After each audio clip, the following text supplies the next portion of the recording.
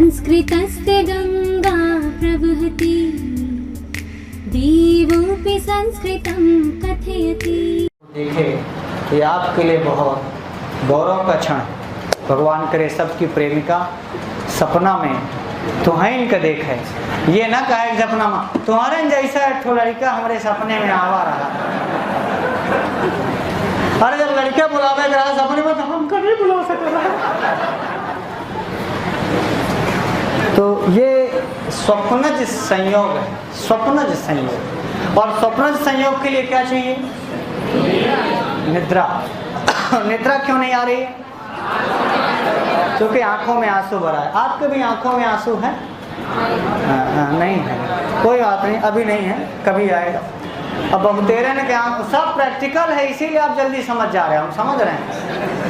अब इधर के श्लोक आप जल्दी जल्दी समझोगे तो ये 25 साल के बाद ये सब आप बिता चुके हैं। हाई स्कूल से शुरू हो जाता है ये, इंटर में, बीए में, बीएड में। अब वही वाली जो मैंने कल कह रहा था कि सकल कर्म कर थके गोसाई वाला है। अब तुम्हारा आंसू सूखगा, रोगा रोगा जब बचा हो तब ना। अब तो सिर्फ ये अच्छा है, बढ़िया है, इसीलिए हमारे लिए भी काम आसान हो जाता है। यहाँ पर आपको बताना समझाना, सब लोग अनुभवी बैठे हैं और ऐसे अनुभवियों को समझाना पढ़ाना कितना आसान है। जब आपकी आम जिंदगी में कोई घटना बीती हो कि हाँ यार हम भी बहुत बार नींद चाह रहे थे, न जाने कितनी रातें जगे हैं, रो रहे थे, नींद नहीं आ रही थी, सपना देखना चाह रहे थे। जब आपके साथ, भगवान न करे, हम ये नहीं मनाते कि आपके साथ हो, पर मान लो अकस्मात हो गया हो तो आज उसका आप पूरा भरपूर उपयोग करें, क्योंकि आपसे बढ़िया कोई समझ नहीं सकता आज।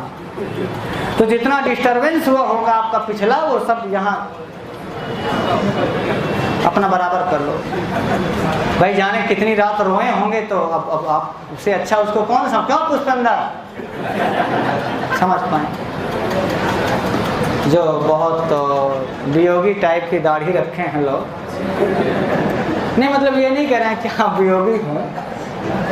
एक रीजन वो भी हो सकता है कि जब तक वो मिलेगी नहीं हम अपना दाढ़ी नहीं बनवाएंगे। अगला श्लोक ले लेना, बोले आद्य बद्धा विरह दिवसे या शिखा शापस्यांते विगलित शुचा तामयो द्वेष्टनीया स्पर्शक्ले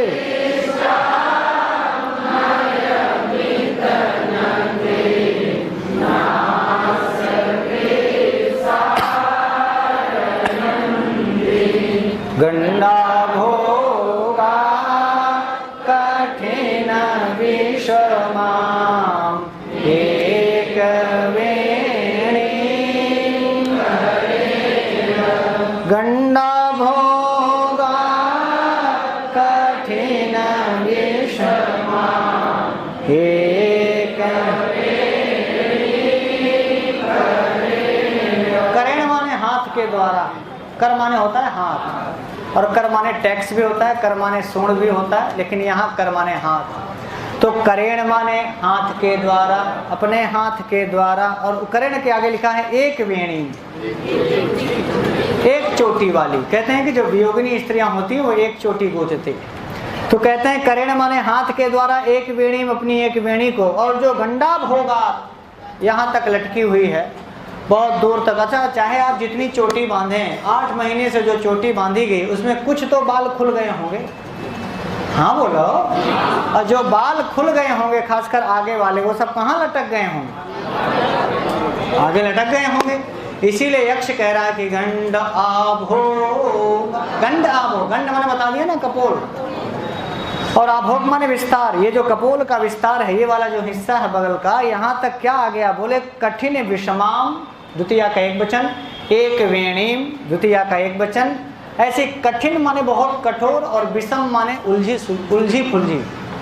विषम माने वैसे क्या होता है? जो सम ना हो, जो तो बालों का, वेणी का सम और विषम होना समझ में आया भाई? कोई वेणी विषम है इसका मतलब उलझी हुई, और वेणी सम है मतलब बाल सुलझे हुए हैं। तो बालों का सुलझना और उलझना, बालों का सुलझना सम होना है और बालों का या वेणी का उलझना विषम होना। और 8 महीने से शैम्पू साबुन नहीं लिखा तो कठिन है, कठोर है। तो कठिन भी है, विषम भी है। ऐसी एक वेणी को, ऐसी एकमात्र वेणी को करेण माने हाथ के द्वारा, तीसरी लाइन में पहुंच जाओ, सारयन्तीम, लास्ट में लिखा है सारयन्तीम ताम साध्वीम पश्य। सारयन्ती माने सुलझाती हुई, सुलझाती हुई, सही करती हुई। सारण समझ में आया? जो उलझा है, जो वेणी उलझी है, जो बाल उलझे हैं, जो बाल गंड कपोलों में लटके हैं, उनको करेण माने हाथों के द्वारा बार बार सुलझाती है। सारयन्तीम, उनको सही करती हुई, ऐसी मेरी यक्षिणी को तुम देखो। कोई दिक्कत? आपने देखा हाथ से सुलझाती हुई?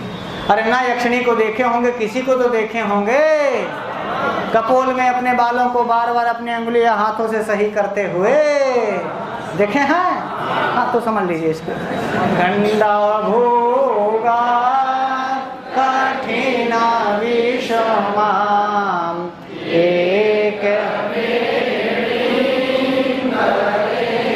अब 8 महीने से जो वेणी बांधी गई है, आपको ये पता है कि जो विरहिणी स्त्रियां होती हैं, जब उनका पति साथ में होता है, प्रेमी होता है, तो रोज फूल गूंथती हैं अपने बालों में, रोज कंघी करती हैं, शैम्पू लगाती हैं, साबुन लगाती हैं, आंखों में काजल लगाती हैं, होठों में भी कुछ लाल लाल टाइप का चीज लगाती हैं, चेहरे में कुछ सफेद सफेद टाइप का क्रीम पाउडर टाइप का लगाती हैं। जब उनका पति या प्रेमी साथ हो तब वो सजना संवरना पसंद करती हैं। और ये लिखा है ना कि सजना है मुझे सजना के। सजना हो तो उनको सजना संवरना अच्छा लगता है, जिसका सजना ना हो तो फिर वो सजना संवरना अच्छा नहीं लगता।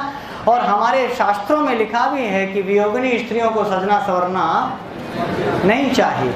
इसलिए 8 महीने की वियोगिनी स्त्री है तो अब ये बालों में शैम्पू लगावे तो किसके लिए लगावे? काहे फेस वॉश से मुंह धोवे, काहे होठ लाली लगावे, काहे बड्डा का काजल लगावे, जो ने बगल बगल के लड़का निहार है? नहीं, प्रियतम नहीं है। इसीलिए सभी साज सामग्री बंद है, सभी आभूषण सामग्रियां क्या हैं? अब इसीलिए लिखा कि स्पर्शक क्लिष्टाम, इसको पढ़ा रहे थे। स्पर्श में छूने मात्र से ही जो बड़ी कष्ट देने वाली है, ऐसी एक वेणी। 8 महीने से जो वेणी बांधी गई है उसको फिर छुएंगे, थोड़ा भी फिर बाल कहीं छू जाएगा या तो बड़ा कष्ट न देगी। आप नहीं समझ पा रहे होंगे, पर अपनी प्रियतमा से पूछना कि जब 7 दिन 8 दिन चोटी बांधी रहे, फिर होकर जब खोले का होता है तो लागत पूरा चुनरी उखड़ जाएगा, पूरा बाल उखड़ जाएगा। बोलो हाँ या ना?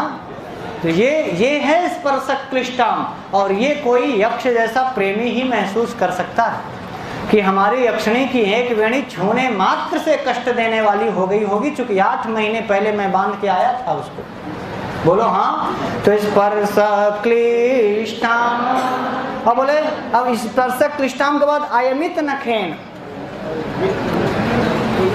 संयमित और अयमित।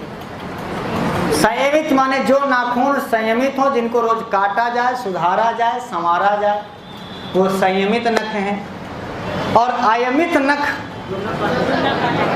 हाँ, तो बड्डा बड्डा नाखून निकल आया है हाथों में।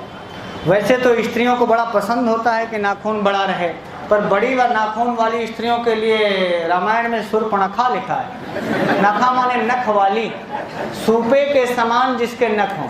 कहते हैं कि शूर्पणखा अपने नाखून, ये जो उसका नाखून बड़ा रहता था बड़ा सा, वो राक्षसी है तो उसका नाखून बड़ा सा रहता था, हाथ बड़े से रहते थे, अंगूठा बड़ा सा रहेगा। तो वो जितना बड़ा सूपा है ऐसे अपने अंगूठे से सब सूपा वाला काम कर लेती थी। इसीलिए शूर्पो माने शूपा के समान, नखा नख वाली शूर्पणखा है। अब आपकी प्रीतमा के नाखून छोटे छोटे होंगे तो शूर्पणखा किसी राक्षसी का केवल नाम मात्र नहीं है, उसके बड़े बड़े नाखून थे शूपा के समान, इसलिए वो शूर्पणखा थी। तो मैं ये नहीं कह रहा हूँ कि मान लो अब आपकी वाली कहो तो उसको आप शूर्पणखा कहो, कहेंगे तो कहीं के देख लो, रिजल्ट पता चल जाए तुम्हें। पर हमारा नाम न लगाया कि हम कहें, नहीं तो एक आध दूठाओं को मिल जाए प्रसाद।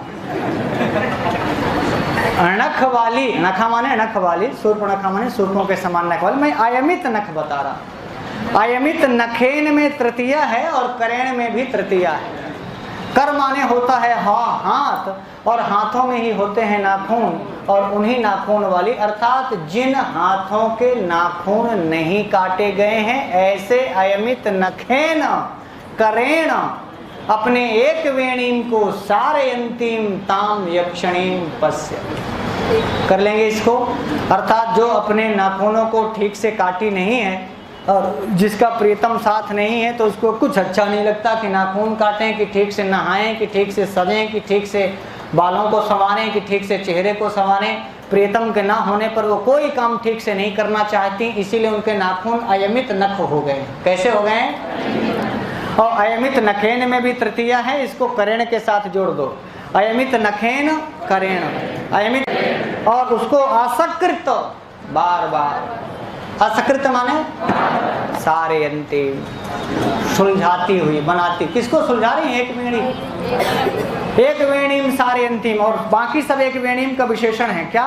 कठिन विषमाम एक वेणीम, स्पर्शक क्लिष्टाम एक वेणी, जो छूने मात्र से ही कष्ट देने वाली है, ऐसी एक वेणी को, और जो बड़ी कठिन माने कठोर हो गई है, और विषम माने उलझी हुई है, ऐसी एक वेणी को अयमित नखेन माने अपने बढ़े हुए नाखूनों के माध्यम से, करेण माने हाथ से, सारे अंतिम माने सुलझाती हुई, सारे अंतिम माने ऐसी यक्षणी को तुम देखोगे।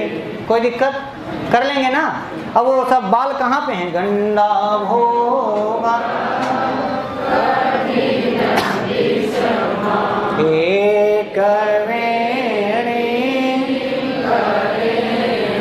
अब बोले वो वेणी को आद्य बद्धा मैं नहीं बांधा था। आद्य मैंने शुरू में, आद्य बद्धा विरह दिवसे, जिस दिन विरह का पहला दिन था, आद्य विरह दिवसे, आद्य विरह दिवस, विरह दिवसे में सप्तमी का एक वचन, आद्य में भी सप्तमी का एक वचन, और बद्धा माने बांधी गई थी, या माने जो, शिखा माने चोटी, दाम माने फूल, हित्वा माने छोड़कर या त्याग कर। जब मैं था तो मेरी यक्षिणी बालों में, दाम माने बालों में फूलों का गंजरा बांधती थी।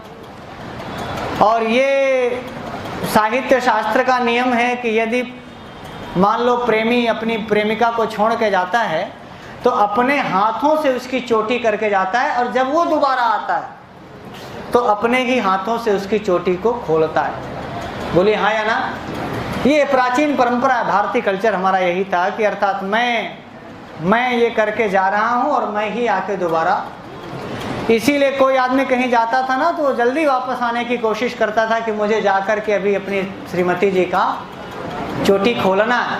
और चोटी खोलना माने, चोटी खोलना मतलब आज के बाद से तुम कंघी कर सकती हो, नहा सकती हो, शैम्पू लगा सकती हो, क्रीम पाउडर लगा सकती हो, वगैरह वगैरह। तो ये प्राचीन स्त्रियों की परंपरा रही है कि अपने प्रियतम के बिना वो कोई श्रृंगार नहीं करती। अब वो कह रहा है यक्ष मेघ से कि आज ये बद्धा विरह दिवसे या शिखा। तो ये लाइन लिख करके आपसे पूछ लेगा कि दाम शब्द का क्या अर्थ है। तो पुष्पों की माला, अर्थात जब वो मैं साथ में था तो अपने बालों में वो दाम लगाती थी, पुष्पों की माला पहनती थी, गजरा पहनती थी। तो इसको हित्वा माने त्याग कर उसको निकाल के मैंने बाहर रख दिया। और इसके बाद या शिखा, जो चोटी, या शिखा माने जो चोटी, नीचे आ जाओ। शापस्यांते विगलित शुचा ताम मया उद्वेष्टनीयाम, मया माने मेरे द्वारा, उद्वेष्टनीयाम माने खोली जाएगी, और ताम उद्वेष्टनीयाम, मैं उस शिखा को जो मेरे द्वारा पहले बांधी गई थी, जो मेरे द्वारा ही पहले, अब वो शापस्यांते, शाप का अंत कब होगा? तो विगलित माने चला जाएगा, शुचा माने शोक। तो जब शोक समाप्त हो जाएगा, विगलित हो जाएगा, खत्म हो जाएगा, तब ताम, उसी उद्वेष्टनीयाम, जिसको खोलना है, उसी चोटी को मेरे द्वारा, मया माने मेरे द्वारा खोला जाना है, मेरे द्वारा अब नीचे आ जाना। उसी एक बेड़ी की बात वो कह रहे हैं कि जो छूने से ही, स्पर्शक क्लिष्टाम, जो छूने मात्र से ही कष्ट देने लगेगी। हम जब खोलेंगे जाकर के 1 साल बाद, तो 1 साल की बंधी हुई चोटी को खोलने में छूने मात्र से कष्ट नहीं देगी।